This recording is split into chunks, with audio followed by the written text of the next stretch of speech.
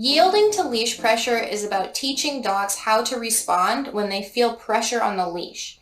It's very common among owners and professionals alike to accidentally desensitize dogs to the feeling of pressure on the leash. And we can accidentally teach them that when they feel pressure on the leash, they should pull harder. What happens is when the dog feels the pressure of the leash, we give them more slack so that they can go sniff, they can go say hi.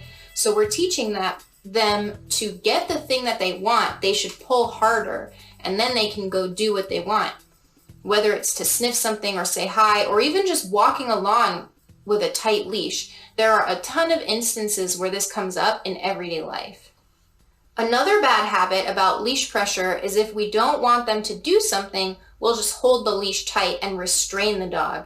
This habit is a problem because the dog is still pulling on the leash and they are still fixated on wanting the thing we're trying to move them away from. And oftentimes, after being restrained, they are allowed to have the thing they want.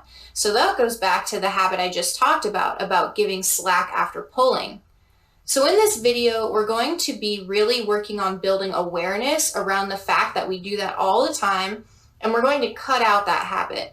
We're going to instead focus on teaching the dogs how to behave differently when they feel that pressure on the leash, so they will not pull as much. That's what we want. We don't want you to have injuries from a dog pulling on the leash, and we want to reinforce a leadership dynamic of being awesome and having high expectations. This method works best with tools around the neck or head, although you can do it with a harness around the body. If your client likes to use a harness on the body and the dog doesn't have a prior history of a neck or throat injury, ask them if you can have permission to use a different tool with their dog. Because we're going to teach the dog to move with the direction of the leash pressure. If they're wearing a harness around their body and you're trying to communicate with them that the leash pulling this way means move your body this way, it's a lot harder for them to feel which direction the leash is going. A slip lead is a really basic tool that goes on the neck, and it's a really gentle tool. The slip lead makes a loop and slips over the dog's head. A very basic slip lead that will work with most dogs is 3/8 inch thick and has a stopper. The stopper prevents the slip lead from opening up when it's slack, and the slip lead gets smaller if the dog pulls, so the dog is more likely to feel it. If the dog is already trained on another tool around the neck, you can just use that. Dogs see everything in terms of order of operations. They see that X happened, then Y happened, then Z happened, and they think that X caused Y, which caused Z. So when you're working with your dogs on this technique, it's really important to think about the order of operations in terms of what the dog is seeing. You need to look closely at the dog's perspective of how things are happening in what order. You can make your communication more clear by making sure each step is separated out from the next step. Make sure that you're really clearly slowing down so they can understand that X caused Y, which caused Z. For example, say a dog is pulling on the leash and you want to reward them when they stop pulling and look at you. If you put your hand in the treat pouch anticipating that you're going to reward them, and then they look at you because your hand was in the treat pouch, they're not looking at you because they felt pressure on the leash. They're looking at you for the wrong reason. They may think you reached for a treat because they were pulling. So be really careful about separating out each step. When we're working on yielding to leash pressure, the dog is inevitably going to go out and hit the end of the leash. And you just hold it tight. You hold on to the handle and just hold it tight. Hold the leash still and stop walking. We want the dog to turn their body in the direction of the leash, so move the leash off of the dog's spine. Put it to one side or the other.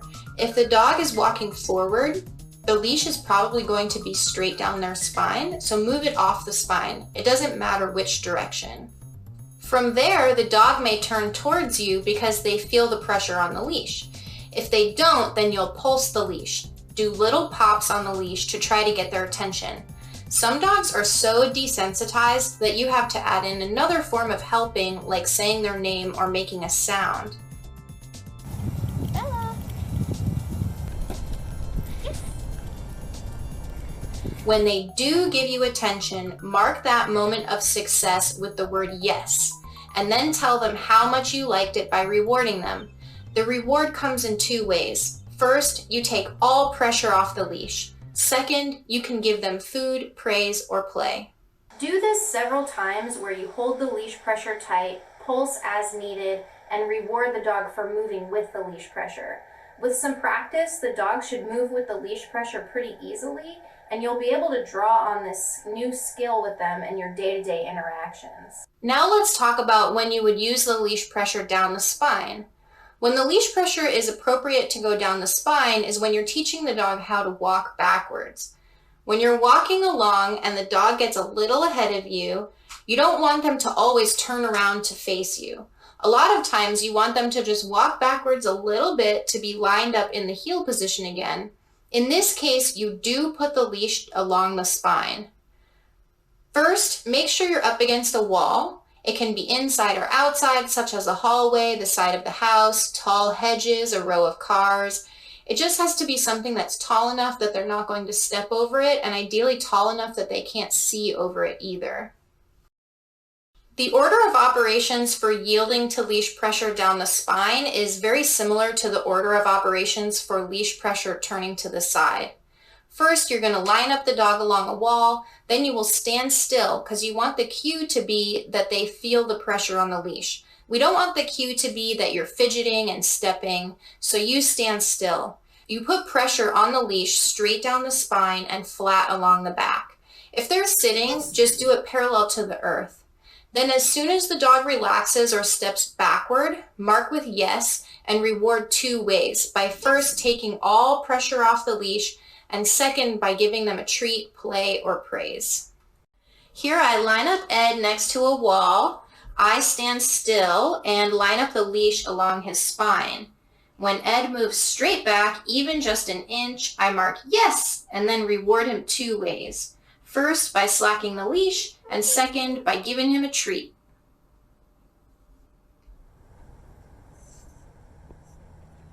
Yes.